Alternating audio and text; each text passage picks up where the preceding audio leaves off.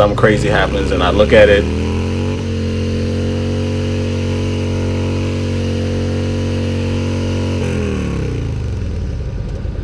and then back to normal.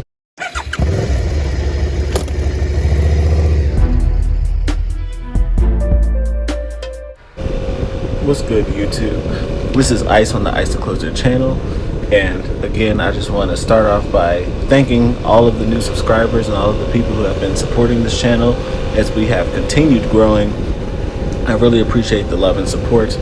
I know this has probably been the longest time between videos since I really started posting, but do not be afraid. It is because I have been working on the back end. I've been improving my riding skills. I have been riding all over the place. I got comms now, so eventually you will hear me and see me doing live videos. So a lot of progress has been happening, and I'm really excited for what will be coming to the channel as we move forward. As you see in the title and in the thumbnail, this video is all about my first ride with a group of people. I define a group in this case as riding with more than one person. The best example of my disposition on this ride is me sitting here relaxing, chilling, looking around. Something crazy happens and I look at it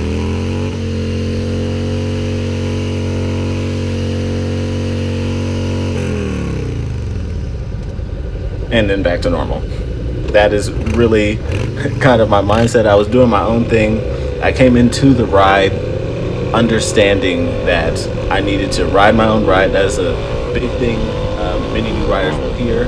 All that means is that no matter what is going on around you, no matter the experience level of the riders you are with, ride your own ride. If everyone is going 150 miles an hour, you know goodness well you should not be going 150 miles an hour with them. Sometimes you may have to pull off and drop your ego, drop your pride, and just be like, all right, you know, either I'll see y'all later at the destination, or, you know, I shouldn't be riding with you today. So with that said, we're going to jump right in to my experience on this ride from a first person perspective. As you see, we're on a back road and we are getting it. I was riding with 6 other riders. I had never met any of these people before. The rider in the front I will call Boss. She is the one who organized the ride and also the one who invited me. I saw her talking about the ride in a Facebook I guess comment thread, and so yeah, she told me where they would be meeting up and invited me to the ride.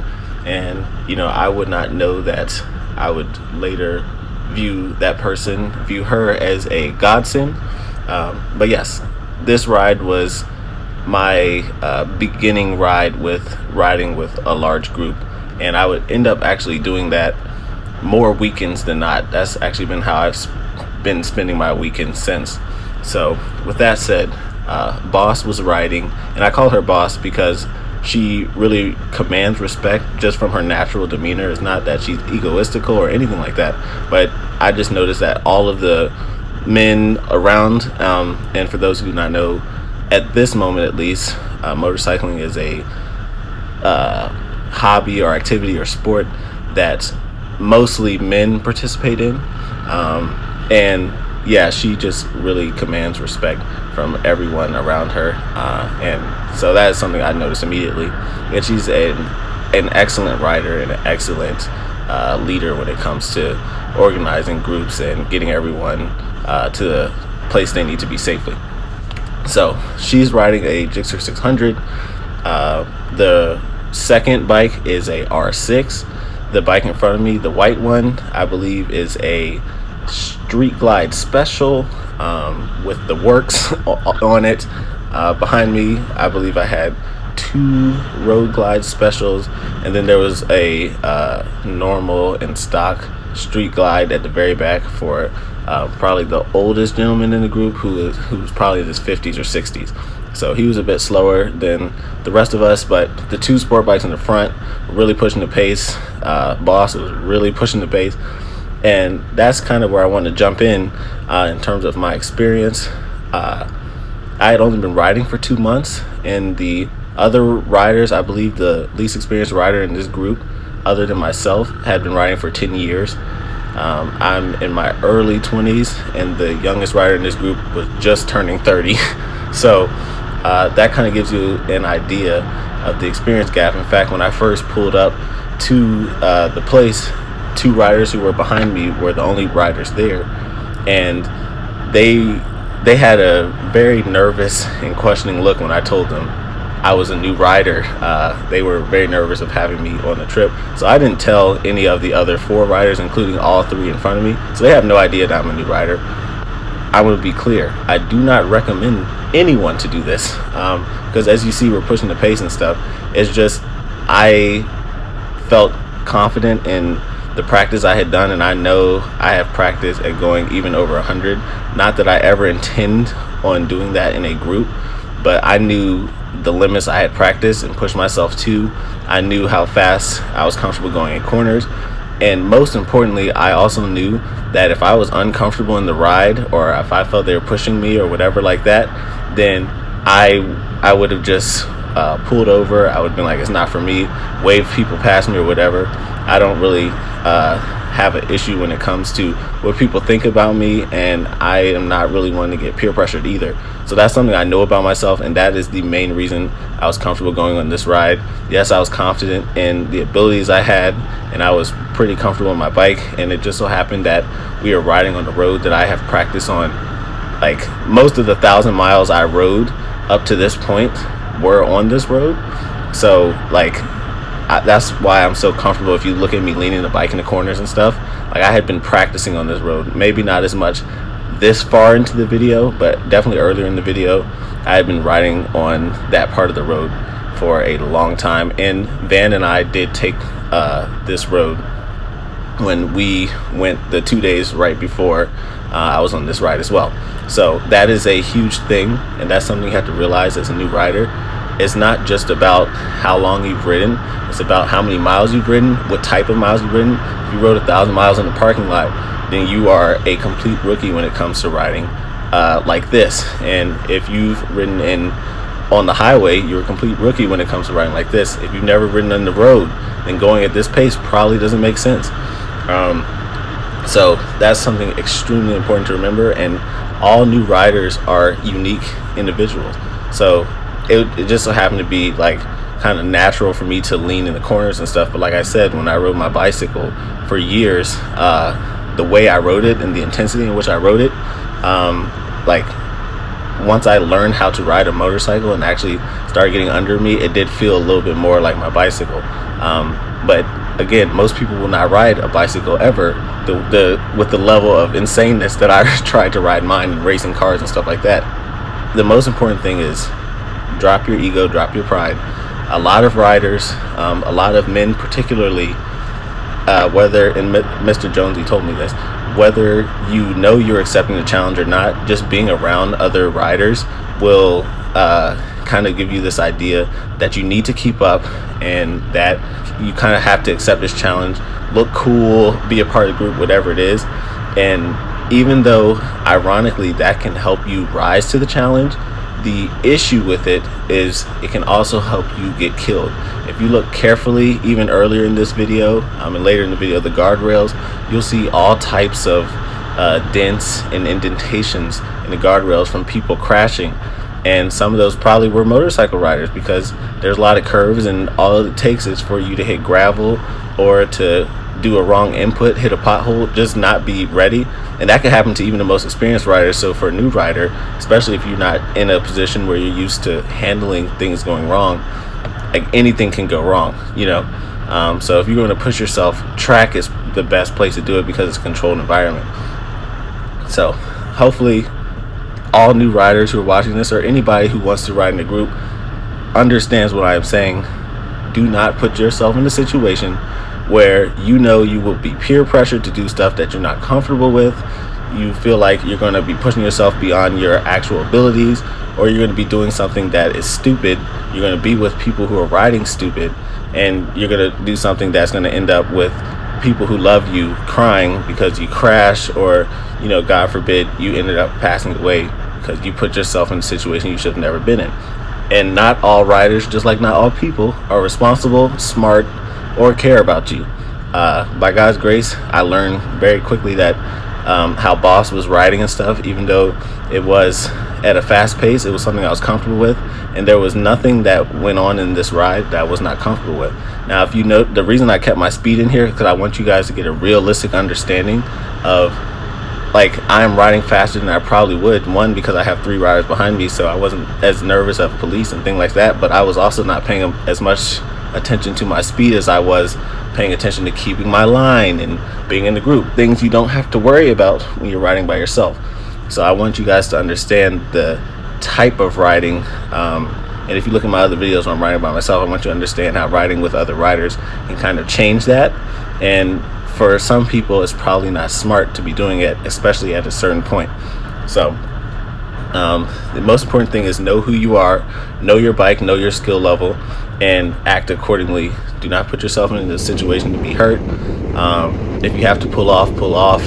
If you don't know the riders, like, essentially think of the first minute or two as an interview, and you'll probably be able to tell by then who's crazy, who's trying to prove something, who's going to get you killed, or who's a very dangerous rider, or if there's, common sense riders ahead and behind you. So of course you want to stay with common sense riders, and the crazy riders you want to leave alone. And if the group is crazy or people are pushing 150, leave it alone. Now, there are pros to riding in a group as well, and I do want to cover that.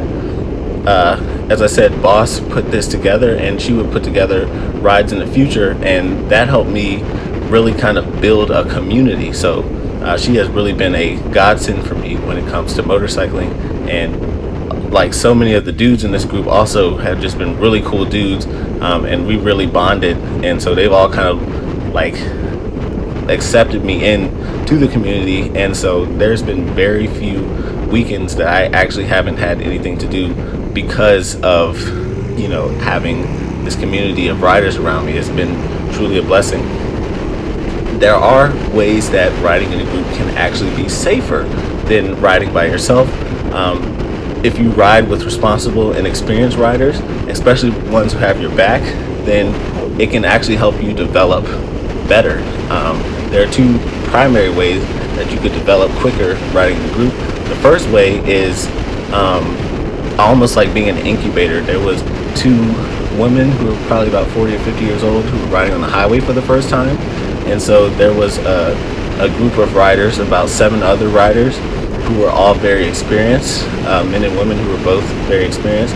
And what they did is they put the woman in the middle, and they had a tail gunner, someone in the back, who would essentially, if we were turning left on the highway, they would turn first and clear the lane for the riders in front of them to make it an easy merge. And then of course the front person is navigating, so that way these 2 new riders are kind of sandwiched in the middle, and they don't have to worry about signaling as much. They can practice their signaling without worrying about a car hitting them. And if you guys saw my riding on the highway for myself, and if you even looked at the comments and stuff, people were talking about me turning my head and things like that. I was very much new to it, so I was getting comfortable with those things, and it was a lot higher risk because I was by myself.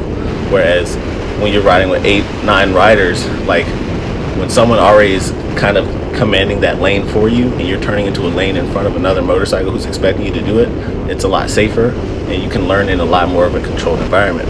Another thing which I personally benefited from is you're riding, like, I understood on this ride how surreal it was to truly be such a novice compared to everyone around me. And in most cases, currently, I'm not in a situation where I'm like the bottom of the barrel, not in a negative way, but like just a complete novice, and I know I can learn from literally everyone. When everyone has a minimum of 10 years experience on me, like that was so beautiful for me. And I did learn tremendously. I learned a little bit from advice. They didn't really share that much advice because I don't think they had to. Most of them actually shared that there's no way I had been riding for 2 months because they didn't feel like I rode in a way that would convey I was a new rider, which to me is a major compliment because I have put in so much work riding. Like I said, I've ridden 2,400 miles in my first 3 months riding through the winter, no heated gear or nothing. But also, I learned so much just from their riding styles. Whether it was how they accelerated, it taught me that I could accelerate faster. And so there were some things I was able to experiment with and learn. You may hear the engine make some weird noises, but that's because I was learning. The way they leaned, I learned things just from looking at them. The way they shifted, the way they handled themselves at stoplights and accelerated from stoplights. If you look at almost any video I have with other riders, because one, my bike is slower, but two, I'm a new rider, the speed in which they hit right off the line, they will leave me every time. But each time they do that, I learn so much because I'm just learning how to move my bike faster and handle it faster. So I felt like I really got to grow a lot by having advanced people in front of me and behind me. And like I said, this group really did accept me for me. They did not put me in a box, even though, again, I didn't tell them I was a new rider until we got to our destination. They did not put me in a box. They let me go about my skill level as opposed to my age or the time I had been riding. So it's been really a blessing riding with them. And I'm sorry it took so long to put this video together, but it's been a blessing in disguise in that way too, because now I've ridden as the youngest rider in the group. I've led groups with people that may have ridden before, but I felt like more skilled than them, and I rode a lot faster than them because maybe they started on a bigger bike. I've ridden with people who were like stark beginners and did not want to lean their bike. I've ridden with the ladies I mentioned before, where you have this whole group of experienced riders riding and looking out for them, and I've just gotten a lot more of experience when it comes to the different types of group rides you could be in. And again, it's not about judging anybody, it's just knowing what you want and being comfortable in your own skin. And at the end of the day, it's you who has the bike, it's you who would have to pay for it, it's you who would have any injuries, and it's your family that would be dealing with you if you're hurt. With that said, I want to thank everyone for watching this video. Thank you guys for your support, and we are going to keep growing, keep moving. Go after your goals. They're definitely attainable, but you have to be disciplined and you have to go for it. Love y'all. Peace.